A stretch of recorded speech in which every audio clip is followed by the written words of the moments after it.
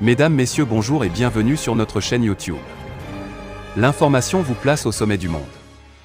Alors si vous êtes nouveau, abonnez-vous et activez aussi la cloche de notification pour ne plus rien manquer. On commence. Sur la quinzaine de pays membres de la CEDEAO, 3 sont suspendus du fait de coups d'État.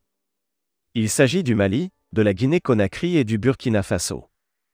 Sur les 12 pays qui participent au sommet de samedi prochain, un certain nombre sont favorables à la levée pure et simple des sanctions qui frappent le Mali.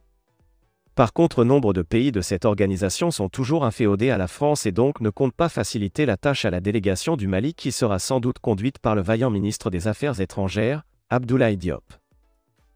Depuis maintenant 4 mois, notre pays est sous les sanctions économiques et financières imposées par la CEDEAO aux fins de contraindre les autorités de la transition à organiser rapidement les élections en vue d'un retour rapide à l'ordre constitutionnel.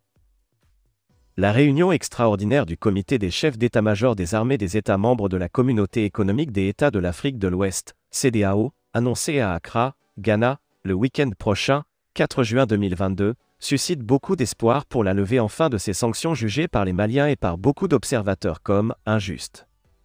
En effet, la médiation du président togolais Faure Gnassingbé, appelée à la rescousse en début par nos autorités, serait sur le point d'aboutir.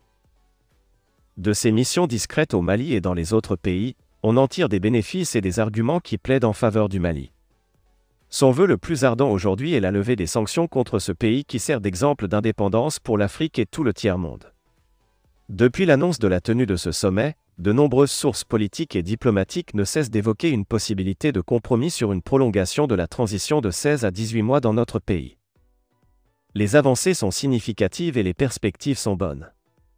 Mais il est encore trop tôt pour s'avancer, a récemment confié à la presse internationale un acteur central des négociations en cours. Selon nos informations, le cercle des dirigeants opposés à la levée des sanctions contre le Mali s'est beaucoup rétréci. Les irréductibles restent les présidents Mohamed Bazoum du Niger et Alassane Dramane Ouattara de la Côte d'Ivoire qui roulent ouvertement pour leur homologue français, Emmanuel Macron, qui ne souhaite que voir les autorités maliennes agenouillées à ses pieds pour demander pardon. Mal élu, Bazoum joue le rôle de « nègre de maison » pour le bon vouloir de Macron qui le manipule. Ayant une peur bleue des coups d'État, il craint la contagion. Idem pour Alassane Ouattara qui représente aujourd'hui, après Houphouët-Boigny, le parrain africain de la France-Afrique.